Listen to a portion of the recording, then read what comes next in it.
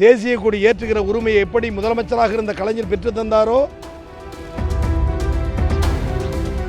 சட்டமன்ற தீர்மானத்தின் மூலமாகவும் நீதிமன்ற தீர்ப்பின் மூலமாகவும் பெற்றுத்தந்த தலைவர் தமிழ்நாடு முதலமைச்சர் அவர்கள். துணைவேந்தர்கள் நியமிக்கலாம் என்ற முடிவு உயர்கல்வித்துறைக்கு கிடைத்திருக்கிற மிகப்பெரிய வெளிச்சம். மாநில உரிமையை கட்டி காப்பதில் என்றைக்கும் தனி கவனம் காட்டுகிற மாநிலம் தமிழ்நாடு. பல்கலைக்கழக துணைவேந்தர்கள் நியமனத்தில் அந்தந்த மாநில அரசுகளை நியமித்துக் கொள்ளலாம் என்ற சட்டப்பேரவை தீர்மானத்தை நிறைவேற்றி ஒப்புதலுக்கு அனுப்பி வைத்த முதல் மாநிலம் தமிழ்நாடு. அதன் அடிப்படையில் சட்ட ரீதியான போராட்டத்தையும் நடத்தி அதற்கான தீர்ப்பையும் பெற்றது தமிழ்நாடு.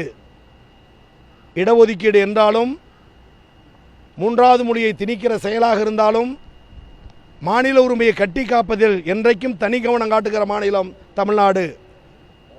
அதன் சிறப்பு மிகுந்த தலைவர்களாக இருந்த அறிஞர் அண்ணா காலம் தொடங்கி அன்பு தலைவர் கலைஞர் காலம் தொடர்ந்து இன்றைக்கு தமிழகத்தின் முதலமைச்சர் அந்த பெருமையை நிலைநாட்டி வருகிறார் அண்ணன் தளபதி அவர்கள்.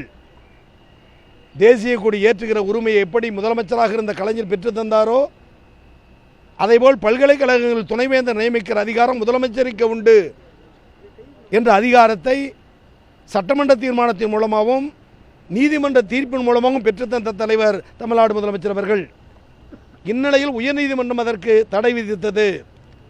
உச்சநீதிமன்றத்தில் சட்ட போராட்டம் நடத்தி நேற்றைக்கு அந்த தீர்ப்பையும் பெற்றிருக்கிறோம்.